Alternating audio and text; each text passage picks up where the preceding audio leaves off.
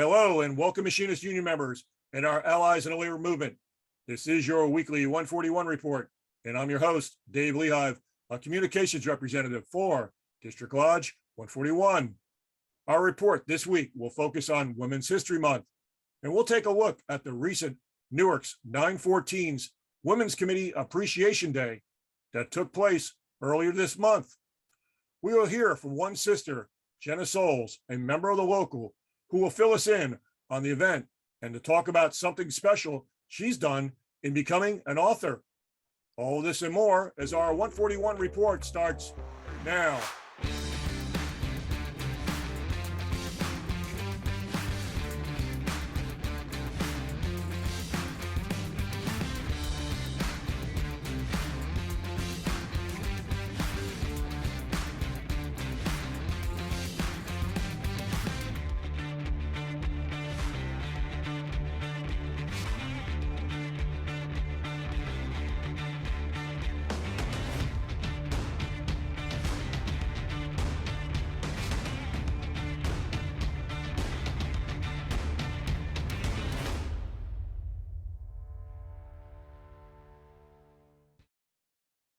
Hello, Sister Jenna. Welcome to the 141 report.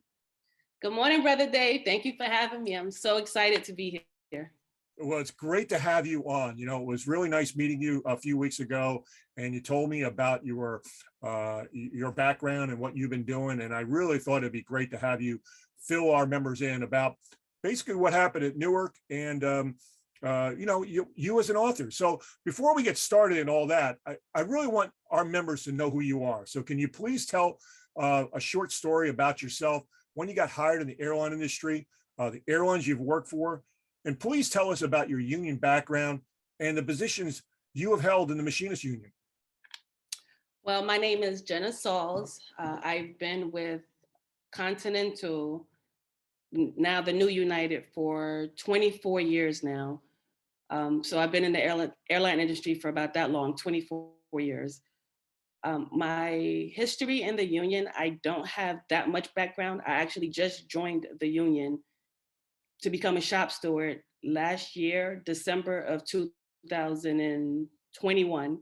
And it was encouraged because I actually had a work incident at work where we had to get shop stewards involved. And I was very boisterous, and my brother Will and Faisal were the ones who were actually kind of guiding us. And they said, you should be a shop steward. You're very passionate about what's going on in the work field, and you could probably be a voice for others. So that's how I got involved in the union. So Sister, 914's Women's Committee just recently had an appreciation event at the Lodge, and you were one of the people that were there. Can you tell us about what happened and when it happened?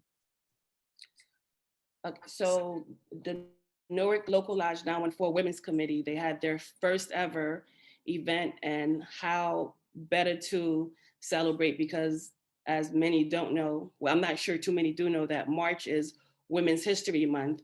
And this event was to honor and have an appreciation day for women that have been successful in a lot of things, not just being United Airlines agents. Okay, all right. So who attended the event? And by the way, I didn't hear, when did this event actually take place for our viewers? This event was March 26th, so this past Saturday. Okay. It was from 4 to 8 p.m. and it was at the local lodge. It was very beautiful. I wish you could have been there. You would have really enjoyed it. Yeah, so the members that attended, we had a lot of guest speakers. I myself was one. I had my brother, Gene Summerford Jr. He's a licensed professional counselor. He addresses domestic violence as well as sexual violence and traumas that people have endured. We had Pamela McCauley, who's the Essex County prosecutor who helps victims get justice for the criminals that they've been offended by. We had my sister, Elisa Castillo, who's been an educator, and she also works for United Airlines. We had Nancy Martin. She's a counselor at law for the Melody firm, and I was so impressed by her. She's actually a professional swimmer. She's from her age group from 65 to 99. She ranged first in the nationals. She swam 28 miles. Wow. 28 miles. That's unbelievable. That's far. And in her age group, I was like, she blew me away. So very impressed by Nancy. Kudos to you. We had Helen Thornton, who I was also very impressed by. She's the first female president in her local lodge in Charlotte, North Carolina. That's local 1725 for our viewers. 1725. Right. We also had Diana Munoz, who's also a United Airlines agent, and she's also in law enforcement, and she works for the sheriff department. So it was a lot of wonderful people. We also had customer service representatives and a few ramp who participated. So in totality, I would say we had about maybe 50 to 60 attendees. Yeah. It was very nice. Yeah.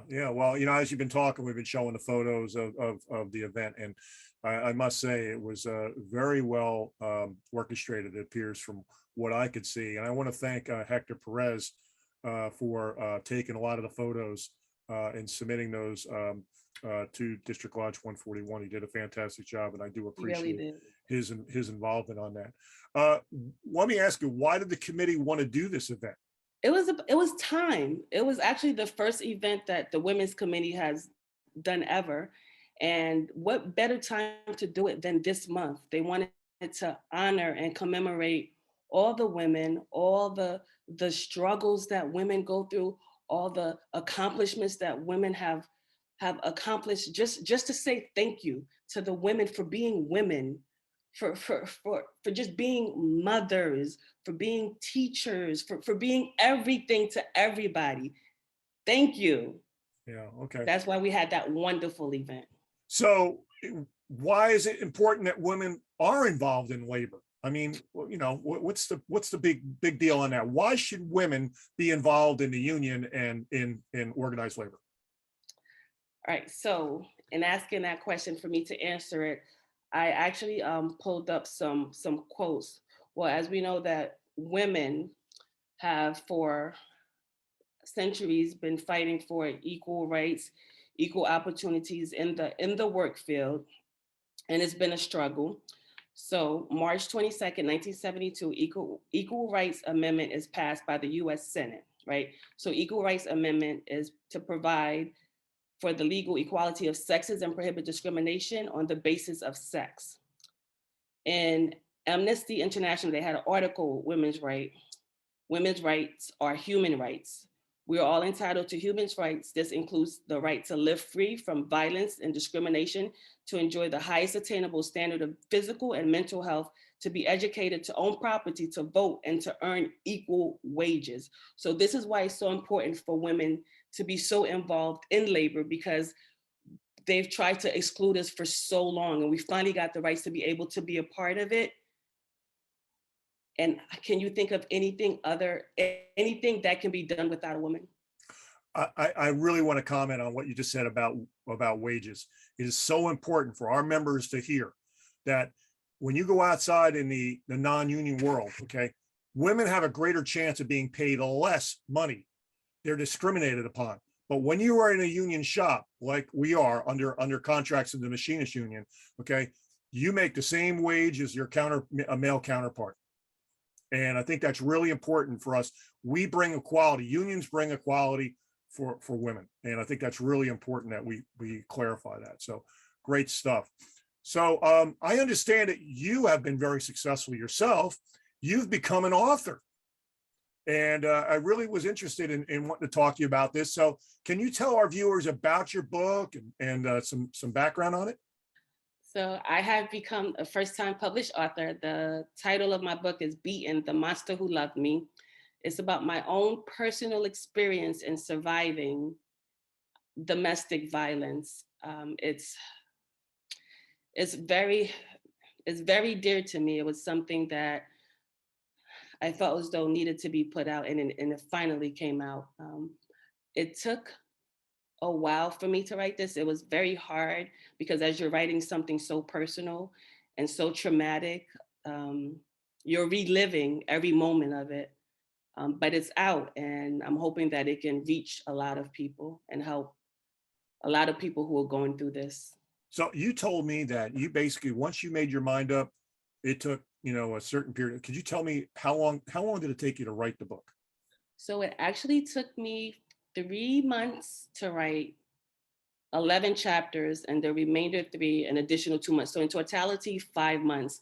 I have my little cousin who lives in Florida, and we were during the pandemic, which we still are, but when it first came out, we had a lot of time off from work, and what better time than having all that time off to write the book? So my cousin said to me, she said, "You've been talking about writing this book for so long. This is the time to do it. You have time off. Come to Florida, sunny Florida." I sat by the beach, I sat by the pool, and I just had the mind space. My mind was free. And I just wrote literally for 30 days straight, just writing. I would start at 3 in the morning. I would end at probably like 11 o'clock at night. My cousin Wendy sitting there by my side, and we're just tearing a lot of the events that happened that she didn't know. It was just a beautiful experience. It was hard having to relive all those moments, but to have that space and that like my mind to be free in order to just write Wow. and just flow, it was perfect. Good. So, what was your educational background? Were you a writer in school, or is this something that you felt that you just developed when you got older? No, I wasn't a writer in school. My educational background, I graduated. I have my bachelor's in social work from Rutgers University, but writing is something that's is just something that I've always been good at, and putting events and actions into word is something that just worked to my benefit in writing this book. Okay. So I got to ask, where can our viewers find your book? Well, my website, dsauls.com, you can purchase it through there, and it's also sold on Amazon and Barnes and Noble. It is Women's History Month. Who do you respect and look up to for inspiration? Well, I respect all women who've accomplished so much, but my main, if you ask me that question, I would have to say Oprah Winfrey. She's one of the women that I really look up to. She's very accomplished. She helps so many, the schools that she's created in Africa, the humanity that she has, how she reaches out to the community, to the people that are impoverished, just trying to make things better for so many people. She's had so many struggles from the oppression she's had as being a Black woman. My top Yeah, choice. she is quite an author too. She's written She is, yes. several books, I believe. But just worked her way up, from just a regular person and Yes.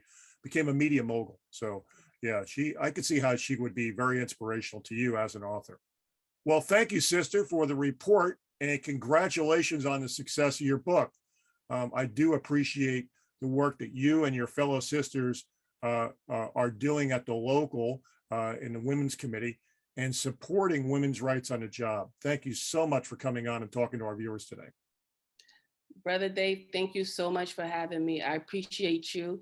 I appreciate you taking the time. All the things that you take the time to focus on is such a beautiful thing. And I look forward to working with you in future projects. Bye, Brother Dave. Thank you very much. It was great seeing you. Okay, well, this wraps up this week's 141 report. Everyone stay safe and healthy. Bye for now.